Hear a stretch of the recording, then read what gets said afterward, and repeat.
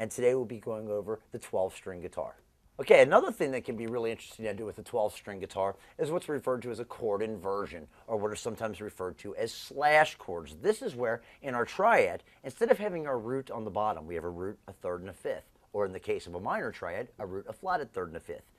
Instead of having the root being our lowest, bassiest, deepest sounding note in the chord, we put either the third on the bottom, which creates what's called a first inversion chord, or the fifth on the bottom, which creates what's called a second inversion chord.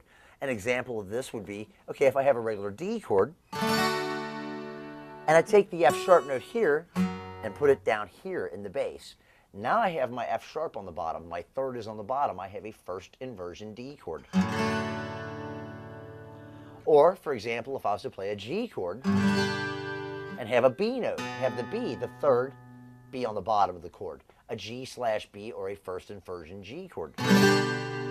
Okay? Another inversion example would be the D chord, but instead of strumming the open D string first, strumming the A string first. Little fuller sounding chord, which can be kind of nice on the 12 string. This works for kind of setting up almost a walking bass line type chord progression. For example, what I'll do here is I'll take a typical G, C, G, D chord progression, and I'll tie it in by using inversion chords. For example, instead of going G, D right off the bat, I'll go G, D with an F sharp in the bass, E minor,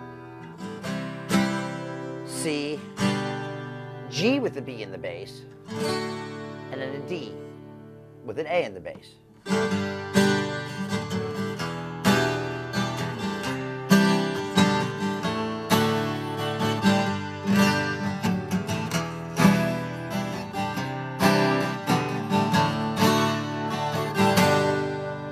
So you end up with a walking a bass line type effect